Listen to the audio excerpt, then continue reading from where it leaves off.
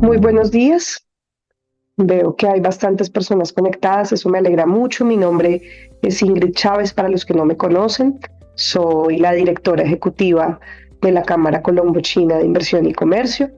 Y hoy, y nos encanta, como ya saben todos ustedes, tener este tipo de espacios con nuestros afiliados en temas tan trascendentales como el que vamos a tratar el día de hoy y que nos llega todos los días a la Cámara de diferentes tipos de empresas, de diferentes tipos de nacionalidades, y es nuestra parte y nuestro punto de apoyo para pues en conjunto con nuestros afiliados, para los inversionistas que llegan a nuestro país.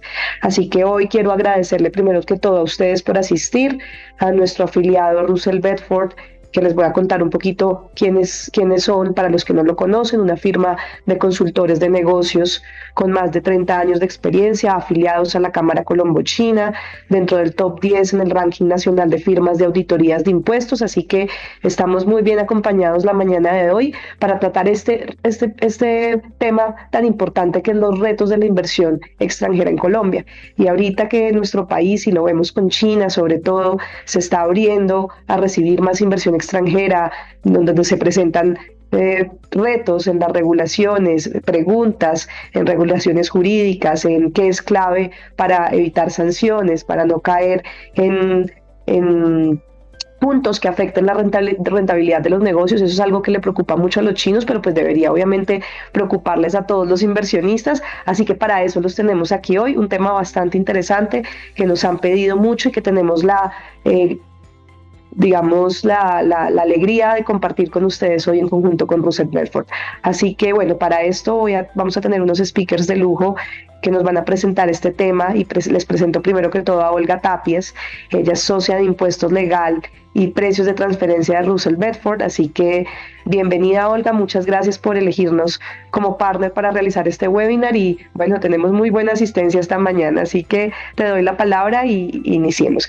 Les recuerdo que vamos a dejar la cajita de preguntas abierta aquí y vamos a responder todas las preguntas que tengan en la cajita de Q&A, las pueden ir dejando y al final del webinar vamos a responderlas y la van a responder Olga o Simón Espinosa, que también nos va a estar acompañando el día de hoy. Muchas gracias y bienvenidos.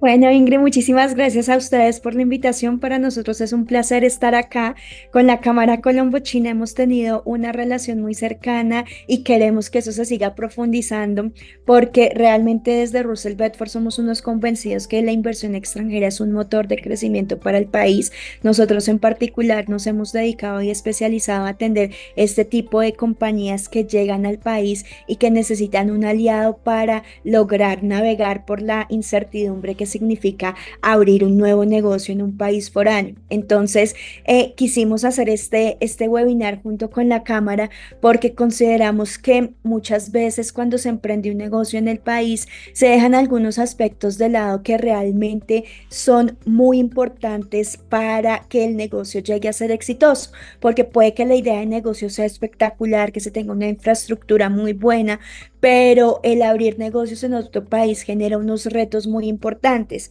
y es que todos tenemos esa visión. Usualmente cuando uno empieza a abrir negocios en otro país, uno cree que las cosas funcionan como en el país de origen y lastimosamente no. Y Colombia es un país donde realmente se generan un cumplimiento normativo bastante exigente que hace que para las compañías extranjeras sea un poco difícil o sea un poco nuevo poder a los retos que se deben enfrentar en el momento en que se hacen este tipo de negocios. Entonces, de ahí que junto con Simón Espinosa, que él es nuestro gerente de servicios legales, hemos preparado este webinar en el cual vamos a abordar, no en mucha profundidad, pero sí queremos generar alguna sensibilización sobre algunos puntos que consideramos cruciales a la hora de abrir negocios en otro país y particularmente con el tema de la inversión china que llega, porque realmente el régimen jurídico es bastante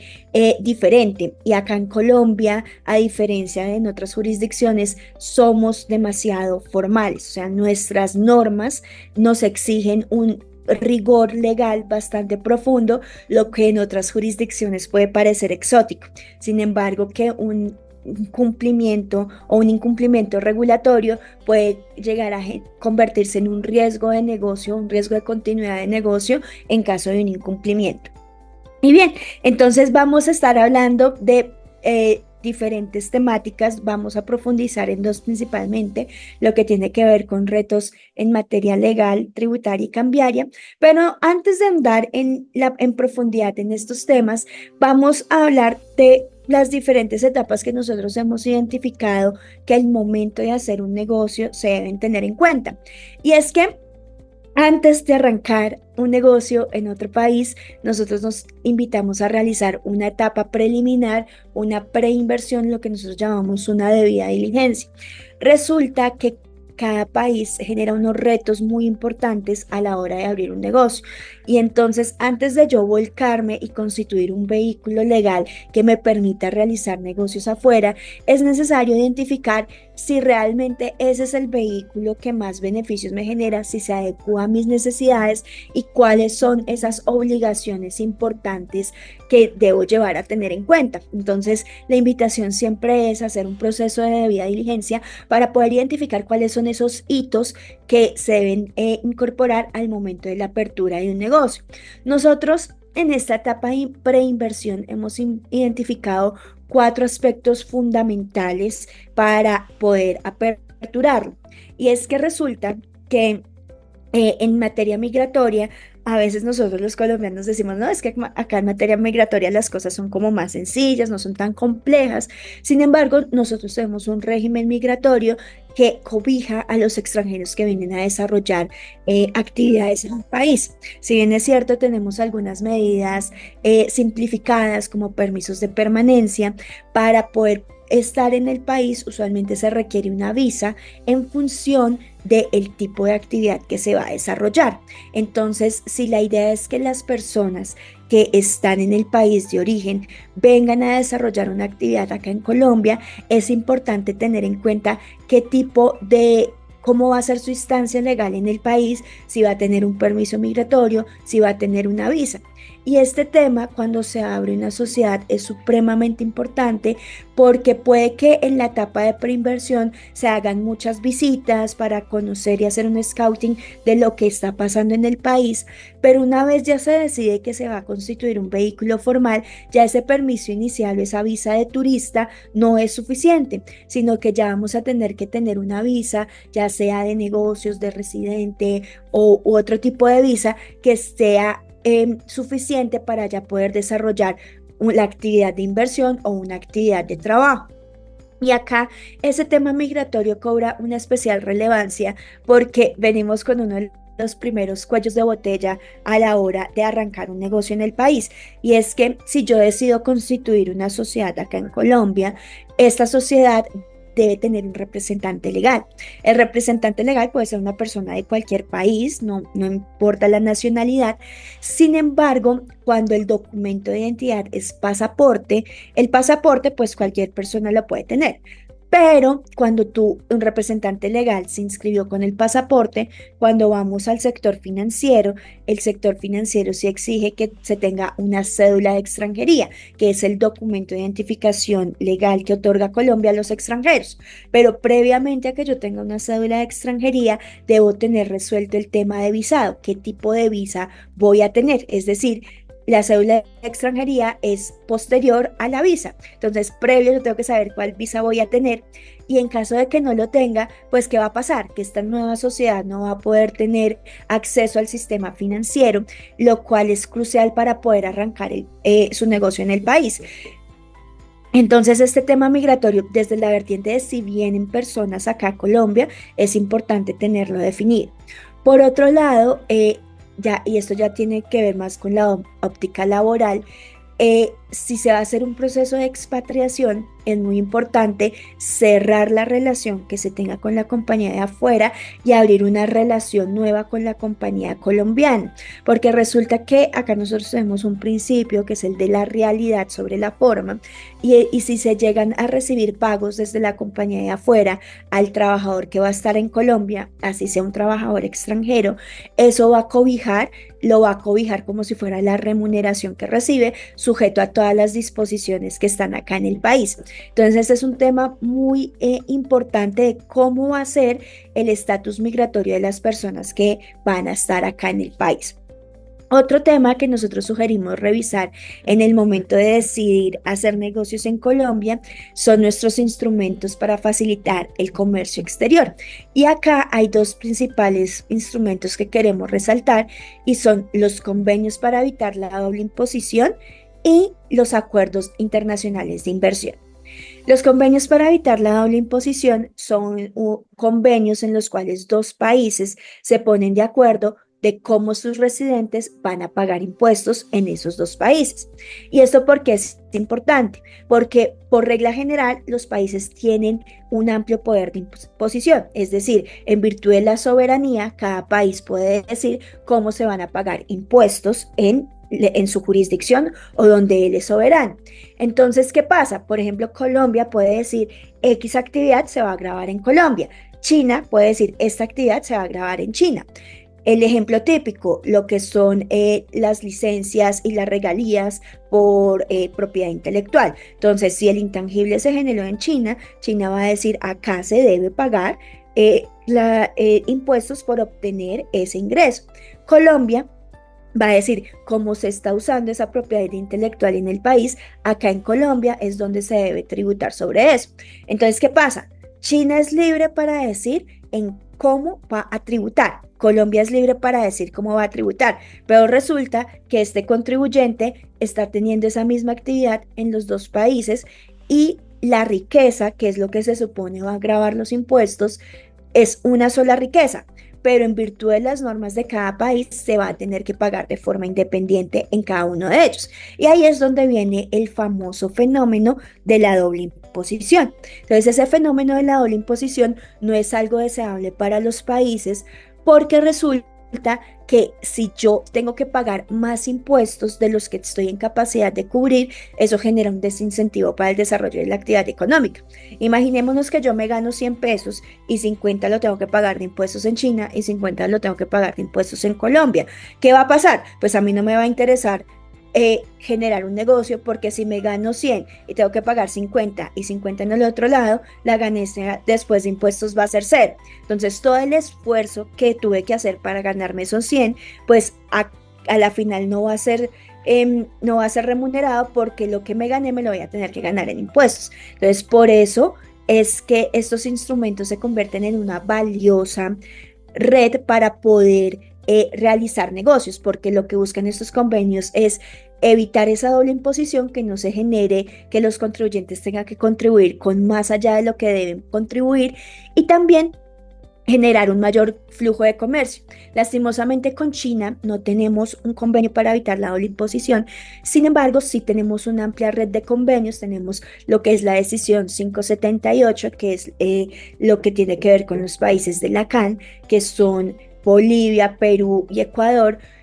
Tenemos con Brasil, con Brasil lo tenemos firmado, pero no está en rigor. Con Canadá, este sí ya está vigente. Con Chile, con Corea del Sur, con Emiratos Árabes, este aún no se encuentra vigente. Con España, es uno de los más beneficiosos que tenemos firmados. Con Francia, que hace parte de la nueva ola de los convenios que tenemos firmados, con India, con Italia, Japón. Bueno, y acá les dejo esta red de convenios que tenemos.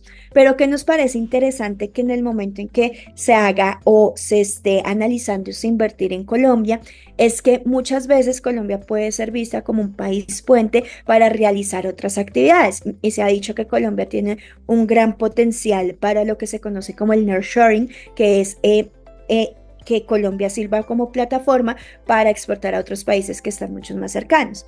Entonces, esta red de convenios se convierte en un atractivo porque si existe un país en el cual yo quiera realizar una operación, pues Colombia con estos países tiene preferencias a la hora de realizar estas operaciones. Bien, otro muy importante ya son lo que tiene que ver con los acuerdos internacionales de inversión. Estos acuerdos los que buscan es proteger de que las condiciones bajo las cuales yo haga la inversión sean respetadas mientras esté vigente la inversión. ¿Qué significa eso? Que no me vayan a sacar una norma, por ejemplo, un impuesto que me diga que yo tomé la decisión de invertir con una tarifa del 35%, que es una tarifa alta, pero pues es razonable y dentro del poder de imposición de Colombia es posible hacerlo.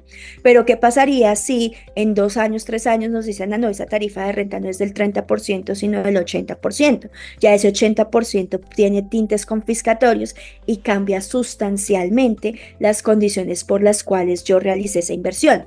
Entonces, lo que hacen estos acuerdos internacionales de inversión es proteger al inversionista de tal forma de que esas condiciones por las cuales usted hizo esa condición sean respetadas. Y lo que busca es principalmente proteger de cambios, por ejemplo, intempestivos en el gobierno y que me digan que no, es que usted hizo la inversión, pero le voy a realizar una expropiación y por tanto usted perdió ese valor. Entonces, esto lo que hace es que de cara al inversionista le permite tener una mayor seguridad jurídica de las condiciones que se están haciendo.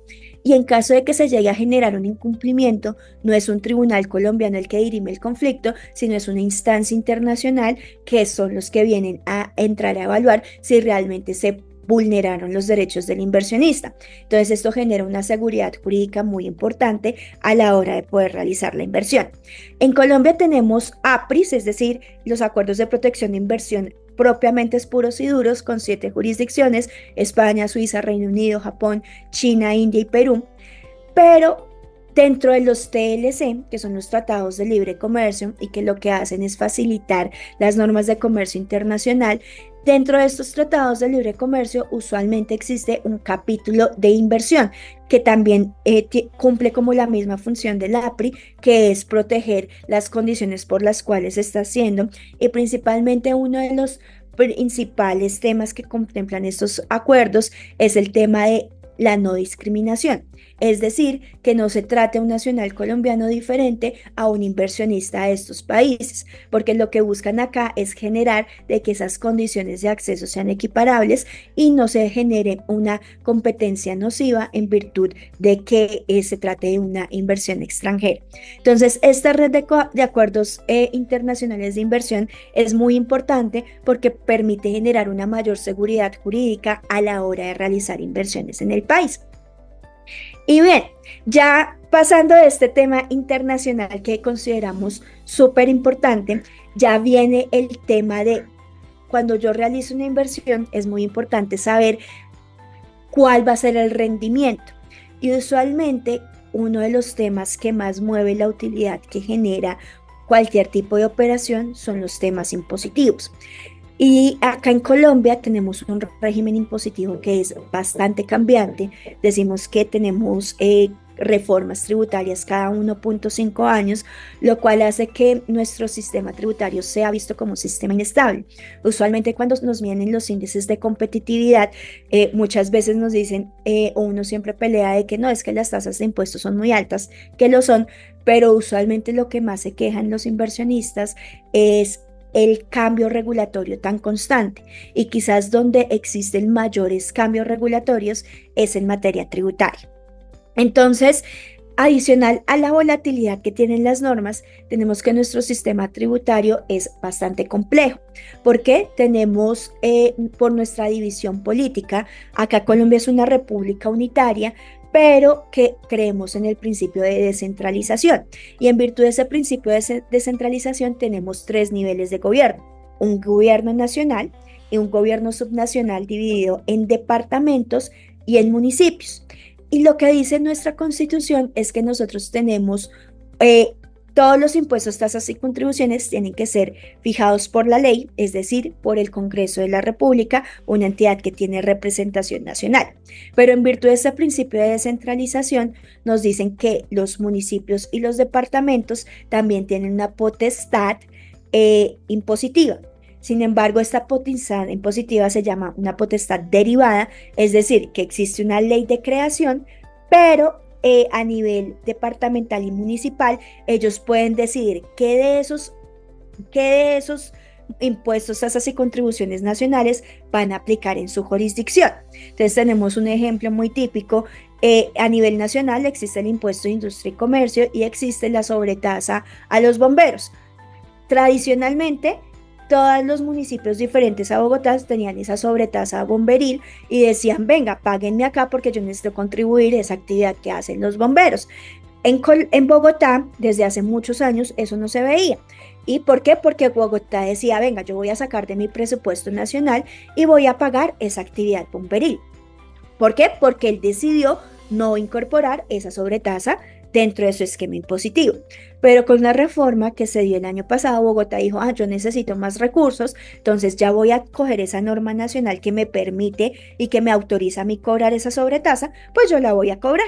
Entonces actualmente en Bogotá tenemos esa sobretasa bomberil. Entonces esto simplemente para significar que en Colombia tenemos tres niveles de impuestos, unos nacionales, unos departamentales, como es el caso del impuesto de registro, el impuesto departamental al consumo de licores y cigarrillos, y tenemos unos municipales. El municipal por excelencia es el impuesto de industria y comercio y que genera enormes retos porque su cumplimiento se debe dar. Estamos hablando que tenemos más o menos 1.100 municipios donde cada municipio puede regular las normas que se dan derecho. Entonces, nosotros los hemos identificado como uno de los principales retos a nivel tributario. Si bien es cierto, la tasa usualmente oscila entre el 1 y el 1.5% de los ingresos brutos, puede que no sea tan alta para ciertos sectores de la economía, pero en materia de cumplimiento esto es un reto enorme. Entonces, ¿qué es lo que queremos significar acá? Que en materia tributaria se enfrentan unos retos importantes donde lo más importante va a poder ser determinar cuál es el entorno en el cual usted se está desarrollando para que pueda hacer un mapa tributario de cuáles son esas obligaciones y usted le pueda dar un adecuado cumplimiento. Y acá me voy a detener. Adicional al pago de impuestos, las obligaciones tributarias también se generan en unos temas accesorios. ¿Y cuáles son esos? Aquellos que le permiten a las autoridades tributarias ejercer sus facultades de fiscalización y de recaudo. Entonces, tú como contribuyente tienes dos deberes principales: uno, pagar el impuesto, y otro, ayudar a las administraciones tributarias a recaudar esos impuestos. Y para eso en Colombia existen dos obligaciones que a veces suenan un poquito exóticas. Facturación electrónica. Actualmente en Colombia tenemos un entorno de cumplimiento tributario electrónico. Entonces, todas las operaciones de compra y venta de bienes y de servicios están sometidas a facturación electrónica. Colombia quizás, nosotros tenemos normas de facturación electrónica desde el 2006, se puede decir que mucho antes que muchos pares, pero fue hasta el año 2016 que se hizo la masificación de la factura electrónica, y aunque llegamos tarde a esa masificación, nosotros en Colombia tenemos un sistema que es bastante robusto y que es de bastante avanzada en comparación con los pares. Tenemos que México y Chile nos llevan mucha ventaja, pero Colombia también tiene un sistema bastante avanzado. ¿Y qué significa eso? Que si tú quieres hacer negocios, antes de arrancar, debes tener esa habilitación para poder hacer esa facturación electrónica. Y facturación electrónica no es solo compra y venta de bienes, sino también nómina electrónica, que es que tu nómina la tienes que subir a través de este aplicativo. Cuando celebras operaciones con personas que no se le dan factura electrónica, tú eres el obligado a reportarlo. Y un gran ejemplo de ello es cuando adquieres bienes y servicios del exterior, principalmente servicios, bienes se regula por declaraciones de importación, pero en la compra de servicios, tú como contribuyente es el que le tienes que informar a la DIAN que estás adquiriendo eso a través del sistema de facturación electrónica. Entonces, cuando se va a realizar operaciones en el país, esto es algo que se debe tener muy presente, porque para poder emitir la factura electrónica, primero tienes que acceder a un proveedor tecnológico, tienes que realizar unas pruebas y tienes que tener un certificado y una cuenta bancaria, que ahí lo ato con mi comentario anterior. Ojo que si no tenemos esa persona que tenga esa cédula de extranjería, no vamos a poder tener cuenta bancaria, y si no vamos a poder tener cuenta bancaria, no vamos a poder tener facturación electrónica. Y otro, último pero no menos importante, es la información exógena. Este tema para los extranjeros les suena bastante novedoso porque, ¿qué es información exógena? En realidad son unos formatos que pide la DIAN donde te dice: vamos a vaciar todas tus operaciones que tuviste con terceros en una forma especial de reporte. Entonces, prácticamente te piden el nombre, el RUT, el número de identificación, la dirección, el país, la ciudad, los montos por los cuales tú realizaste las transacciones. Entonces es una información bastante densa que se debe construir y que el no cumplimiento de estas obligaciones te puede dar el desconocimiento de costos y deducciones y un tema bien importante sancionatorio. Entonces, estas dos quise, tenemos muchas otras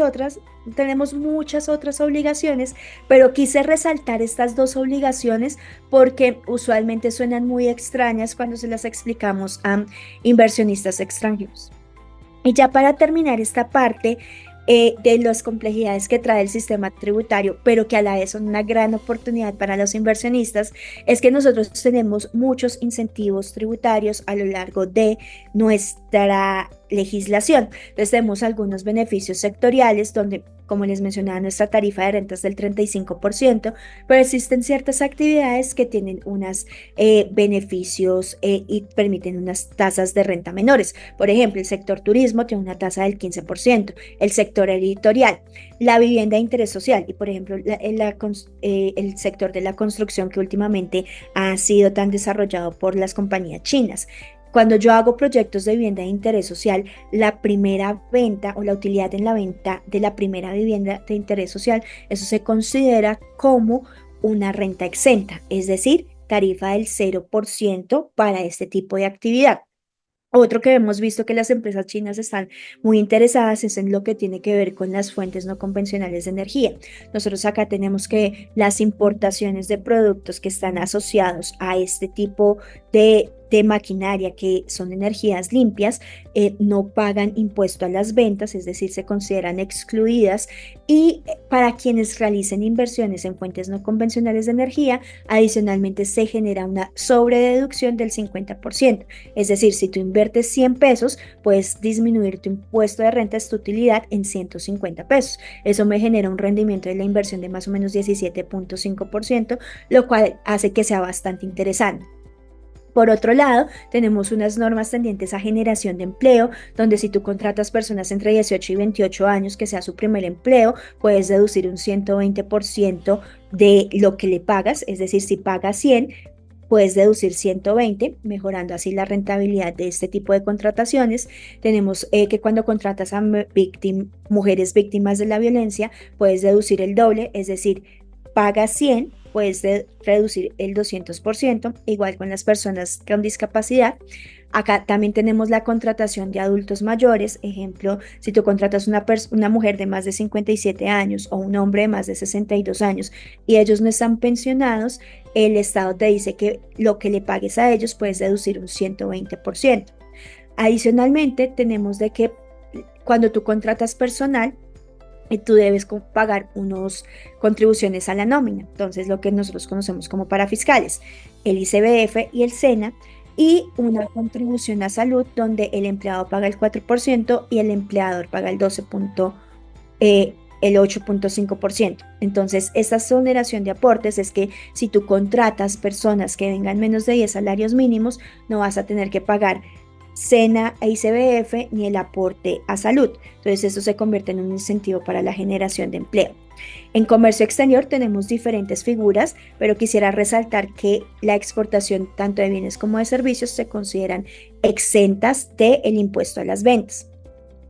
Y ya para cerrar este tema y darle paso a Simón que nos va a hablar de ya temas más legales y el cumplimiento que es de la segunda etapa, quisiera detenerme en este régimen de compañías holding, el cual lo que busca es que Colombia quiere atraer inversiones no solo operativas, sino que Colombia se convierta en una plataforma de inversión hacia otros países. Y en este sentido, traímos lo que muy inspirado en regímenes como el español, de las CTV españolas, lo que queremos es que Colombia se convierta en una plataforma que te permita realizar operaciones en el exterior. Y entonces, ¿cuáles son los beneficios de este régimen? Es que si se constituye una compañía nacional acá en Colombia y esta realiza inversiones en otras sociedades, que como mínimo tienen que ser 2 o más, inversiones donde se posea más del 10% y tener 3 empleados, es decir, que sea materialmente una compañía que se dedique y que tenga presencia acá en el país, Si se cumplen estos dos requisitos, los dividendos que reciba esta compañía se van a considerar exentos. Esto es buenísimo porque significa que paso de una tarifa del 35% a una tarifa del 0%.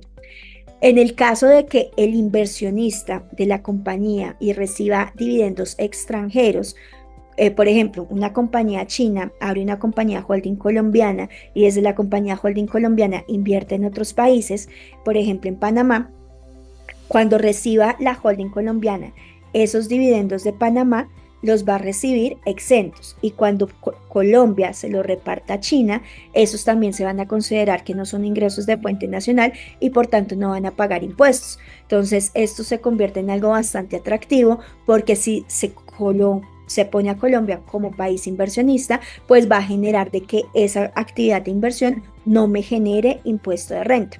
Adicionalmente, otro tema que hemos visto muy atractivo es que cuando yo venda esas inversiones, suponiendo vendo esa inversión que tengo en Panamá, esa venta no va a ser exenta de impuesto de renta y de ganancia ocasional. Entonces me sirve para dos cosas, para recibir dividendos de compañías extranjeras y para vender compañías extranjeras donde tengo inversión. Y en esos dos eventos, este régimen de compañía holding se convierte en un atractivo bastante importante para servir de plataforma de inversión. Y bien, ya con esto que le doy la palabra a Simón para que ya nos explique temas un poco más de orden legal que hemos identificado que son importantes para los inversionistas. Gracias, Olga.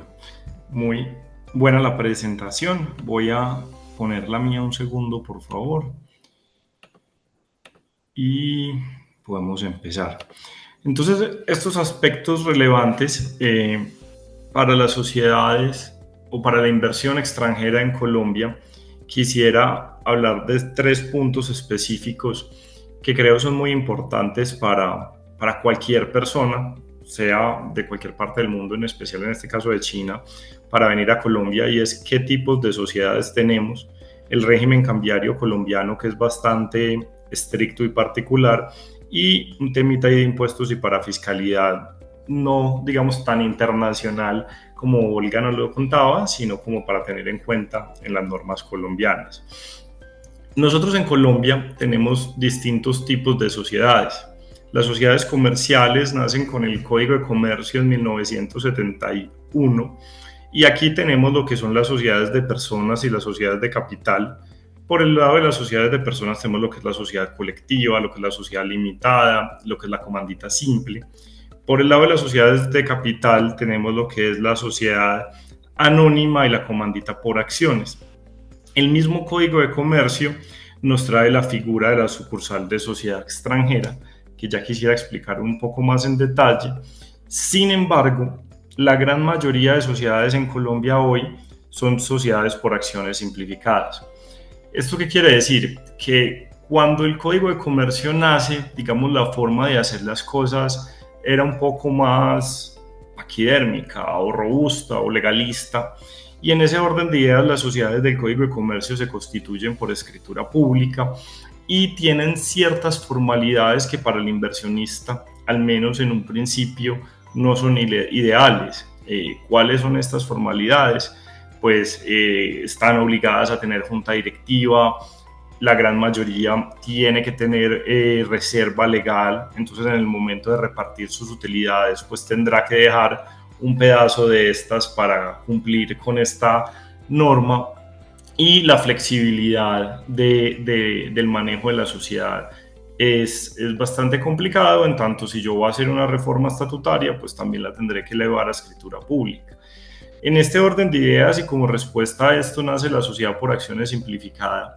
Esta sociedad se puede constituir por documento privado.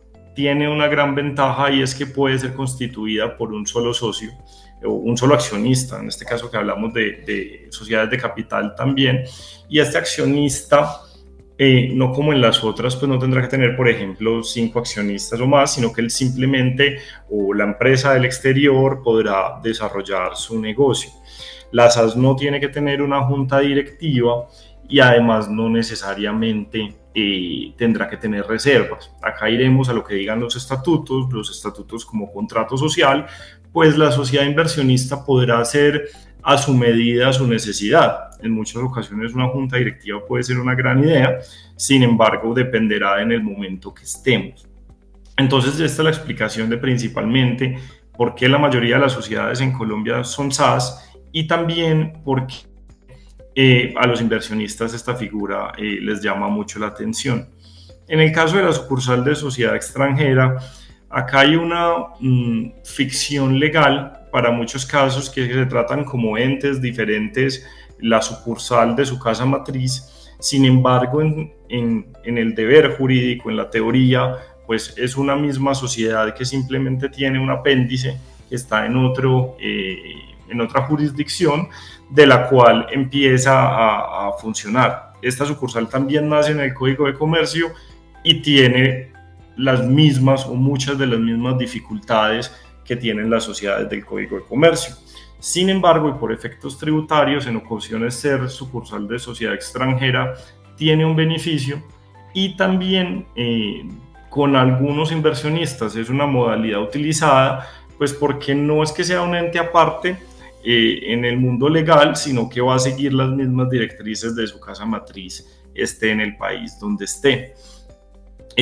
La representación legal, tanto para las sociedades del Código de Comercio como para la sucursal de sociedad extranjera como para las SAS, puede ser cualquier persona natural o jurídica. A su vez, la persona jurídica tendrá que tener otro representante legal hasta llegar a una persona natural, y esta persona puede ser nacional o extranjera, sin ningún inconveniente. ¿Qué pasa? Cuando estamos hablando que vamos a tener una sociedad, la sociedad va a tener que ser representada ante la administración tributaria, ante la DIAN. Para ser representada ante la administración tributaria, pues el representante legal tendrá que tener un registro único tributario RUT. En ese orden de ideas, cuando una sociedad viene a ser constituida en Colombia por un inversionista extranjero, pues deberá nombrarse este representante legal, que, como les decía, puede ser persona natural o jurídica hasta que lleguemos a la persona natural, y esa persona natural tendrá que tener un RUT. En caso de que no tenga RUT, pues no podrá presentar las declaraciones tributarias y nos veremos en un impasse en el sentido que la sociedad no podrá cumplir con sus obligaciones y esto nos llevará a futuras inconvenientes tributarios en modo de pago de impuestos y en modo de sanciones. El régimen cambiario colombiano habla de las operaciones de obligatoria canalización. El régimen cambiario colombiano es este régimen que se encarga de regular todas las transacciones que hay con el exterior en cuanto al cambio de divisas, y hay ciertas operaciones que siempre tendrán que atravesar, al menos en principio, este régimen cambiario. Estas operaciones las llamamos las operaciones de obligatoria canalización, que son importaciones, exportaciones, endeudamiento externo, inversiones de colombianos en el exterior, inversión extranjera en Colombia, avales y garantías y operaciones de derivados. ¿Qué quiere decir esto? Que si yo tengo una sociedad en Colombia y yo desde esa sociedad estoy haciendo importaciones, no sé, del lejano oriente, pues estas importaciones, el pago de las mismas debe salir desde la sociedad en Colombia hacia el exterior, y para esto pues se habla del principio de coincidencia, que si soy yo el que importo, pues yo tengo que estar haciendo el pago directamente al exterior. En exportaciones ocurre lo mismo, pues el pago debe atravesar el canal cambiario y debe llegar a mí, es decir, debe llegar del extranjero y debe terminar en Colombia. Y lo mismo ocurre para las otras operaciones. Ya más adelante hablaremos un poquito más a detalle del endeudamiento y de las inversiones. Para el régimen cambiario también es importante, o bueno, decía que en principio estas operaciones de obligatoria canalización siempre tienen que llegar a Colombia, pues porque existe la figura de las cuentas en compensación. Las cuentas de compensación, perdón. Las cuentas de compensación son unas cuentas que se tienen en el exterior, que se pueden tener en divisas y que allí pueden llegar operaciones de obligatoria o pagos de operaciones y salidas de pagos de operaciones de obligatoria canalización. En este sentido, pues si yo estoy haciendo importaciones y tengo un miedo a la devaluación del peso, pues podré tener una cuenta de compensación con unos recursos allí en divisas y desde ahí podría hacer los pagos. ¿Cuál es la particularidad de las cuentas de compensación? Pues que estas cuentas siempre tienen que ser reportadas, sus movimientos de manera mensual al Banco de la República a través del formulario 10 y hay que hacer la información exógena cambiaria que se le presenta a la DIAN de manera trimestral. Esta sería la excepción, digamos, a traer el recurso, sin embargo, estoy haciendo la información debida a los entes de control. En cuanto a las inversiones de capital del exterior, es muy importante que cuando vayamos a constituir un ente, una figura, un vehículo, por ejemplo, societario, en Colombia, digamos, para hacer base de una operación o de una inversión extranjera, que yo cuando haga el envío de los recursos, pues lo haga a través del canal cambiario, como veíamos en la diapositiva anterior, y haga el debido registro ante el Banco de la República. A esto se le llama pues la apertura del canal cambiario. Esa apertura del cambiario tiene varios fines. La primera es cumplir con la normatividad y evitar sanciones. La segunda es que eventualmente, cuando ya se haya cumplido el ciclo de la operación o el fin de la sociedad, podrá eventualmente liquidarse la misma y devolver el recurso a través del mismo canal que entró. También es importante tener este registro para eventualmente, en el caso de que la sociedad genere utilidades, tener el canal cambiario abierto para devolver estas utilidades que se están generando, o inclusive podríamos no sacar estas utilidades del país para hacer una reinversión. Después, otra forma de fondeo que ocurre mucho, esto no tiene que ser una o la otra, pueden ser operaciones que se complementan, es el endeudamiento externo. En este caso, ocurre muchas veces que un inversionista pues no quiere enterrar, a falta de una mejor palabra, un capital muy grande en Colombia que no verá que sea devuelto hasta un futuro muy lejano, sino que simplemente inicia la operación con un poco y después dice, venga, yo le voy a prestar el recurso para que usted en esa operación pues se vuelva autosuficiente. Cuando sea autosuficiente me empieza a pagar el préstamo que yo le hice. Esto puede ser perfectamente operaciones con vinculados económicos. En ese orden de ideas, pues lo que hace el inversionista del exterior es prestar el recurso. Aquí en el régimen cambiario es muy importante saber, y sobre todo por efectos sancionatorios, que el registro de una operación de endeudamiento se debe hacer antes que el desembolso. En materia práctica, si yo tengo una cuenta bancaria en un IMC, que es un intermediario del mercado cambiario, que puede ser un banco local perfectamente, pues se envía el recurso. Yo tendré que hacer unos formatos que me exigirá el IMC, el banco, para poder traer ese recurso, y es el banco el encargado de hacer el registro ante el Banco de la República. Eso quiere decir que el riesgo sancionatorio es mucho menor. Sin embargo, y frente a las cuentas de compensación, esto no funciona tan así. ¿En qué sentido? Yo no tengo un intermediario que me sirva de semáforo para yo legalizar el ingreso de estas divisas que llegan y terminan siendo en pesos, sino que eventualmente irán directamente en dólares a esta cuenta en el exterior, y si yo no he hecho el registro del endeudamiento externo, pues estaré cometiendo una infracción cambiaria. Estos préstamos deben cumplir, y más adelante pues hablaremos un poco del tema de precios de transferencia, de que los intereses que se estén pagando son intereses pues que estén a valores de mercado. Teniendo ese canal abierto, pues donde me enviaron el dinero, el recurso del préstamo, por allí podré pagar los intereses y eventualmente el capital.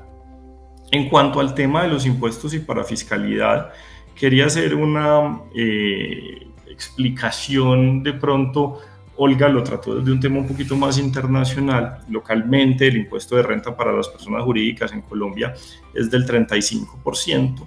Tenemos el IVA, que es muy importante en el tema de si eventualmente yo estoy utilizando o haciendo operaciones de exportación, podrá ser exento en el sentido que podré solicitar la devolución de los pagos que yo haya hecho por IVA, en tanto, por ejemplo, la exportación de servicios es una operación que se utiliza mucho en Colombia, una empresa que se hace mucho en Colombia para prestar servicios a terceros países. Tenemos el impuesto de industria y comercio también dependiendo del municipio en el que nos encontremos, donde su tarifa variará dependiendo de la actividad que realicemos y los precios de transferencia. Muchas veces, si tenemos vinculados en el exterior, si yo soy una sociedad que nace por una inversión del exterior, pues tendré que estar siempre revisando la obligatoriedad del tema de precios de transferencia, pues para empezar a presentar los distintos informes que se le presentan a la administración, y en este orden de ideas, pues estar salvaguardado en cuanto a distintos riesgos que podemos tener en cuanto a que no cumplamos con los valores de operaciones de mercado. Quisiera hablar un poquito de la parafiscalidad. ¿Por qué quisiera hablar de esta parafiscalidad en un sentido, sobre todo entendamos la palabra parafiscalidad en un sentido genérico? Esta parafiscalidad es lo que no son impuestos. Pues en Colombia tenemos un sistema de seguridad social que tenemos que hacer los aportes por los empleados. En cuanto a salud, explicaba Olga muy bien que existe el artículo 114-1 del Estatuto Tributario, donde si los empleados tienen o devengan menos de 10 salarios mínimos, pues no debe hacerse el aporte a salud por parte de la empresa, sin embargo, por parte del empleado sí. En cuanto a pensión en Colombia, las empresas tienen que pagar un 12% del salario del empleado como aporte, el empleado paga un 4%, y los riesgos laborales variarán dependiendo de la actividad que el empleado realice. Estos riesgos se clasifican entre el 1 y el 5, y el primero, digamos que es el riesgo más bajo, que es el riesgo administrativo, tiene un valor del 0.522% pues del salario del empleado. Es muy importante contarles el tema de prestaciones sociales. Las prestaciones sociales muchas veces no son tenidas en cuenta por las empresas que abren una inversión en Colombia, y estos son un sobrecosto para su operación que no consideraron. En ese orden de ideas, pues los trabajadores que tengan o devengan menos de 2 salarios mínimos tendrán derecho a la dotación 3 veces al año. La dotación es el calzado y vestido que se les entrega para prestar su labor, la prima de servicios, que es 2 veces al año, en junio antes del 30 de junio y en diciembre antes del 20, en el sentido que se les da 15 días de salario en cada uno de esos pagos, proporcional al tiempo trabajado. Las cesantías son y se pagan hoy, día de San Valentín, el 14 de febrero. El 14 de febrero se deben consignar a los fondos administradores de las cesantías un valor de un mes por un año trabajado o proporcional, y los intereses a las cesantías, que son el 12%, 1% por cada mes, sobre las cesantías que se tengan ahorradas por parte del trabajador y en cabeza de la empresa. Eso básicamente era lo que quería compartir. Si quieren, ya podemos abrir espacio a las preguntas. Bueno, sí tenemos algunas preguntas. Alejandra Ramírez nos pregunta: buenos días, si durante el año se mantuvo un sobregiro bancario y finalizó el año así, ¿se debe hacer el registro de endeudamiento con el Banco de la República? Desde esta cuenta del exterior y producto del sobregiro se constituye una sociedad en el exterior. ¿Se debe registrar la cuenta como de compensación? Bueno, esta es una pregunta, creo que requerirá un análisis más profundo en cuanto a todas las características propias que tiene la pregunta en sí. Voy a tratar de evaluarlo con los elementos fácticos que tenemos, y ya más adelante, pues bienvenidos a contactarnos, ¿cierto? En este orden de ideas, pues un sobregiro es efectivamente un préstamo. Si yo tengo un préstamo, tengo que ver de dónde es esta entidad bancaria. Asumiría que es del extranjero, porque si fuera nacional sería una operación interna y no sería algo que le interesaría al mercado cambiario. En el caso de que el préstamo sea de esta entidad bancaria, que es este sobregiro en el exterior, este reporte y este registro de endeudamiento debería hacerse, ¿cierto? En el sentido de que me están prestando una plata desde una entidad del exterior y lo debía haber hecho inclusive antes de haber recibido el recurso, que quiere decir haber hecho uso de este sobregiro que tengo, y esto debe quedar reportado con la manera como se va a pagar. Sin embargo, con instituciones financieras hay unos temas puntuales que hay que revisar y ya si quieren lo podemos mirar más en profundidad de una forma directa y personal. No, no hay más preguntas por ahora. Bueno, no, entonces muchas gracias. Muchas gracias a todos por conectarse hasta ahora, por asistir. Una muy buena convocatoria, alrededor de 80 personas conectadas hasta ahora. Así que si no hay más preguntas, damos por terminado el webinar, no sin antes darle las gracias también a Russell Bedford y a invitarlos a contactarlos si necesitan alguna otra duda puntual.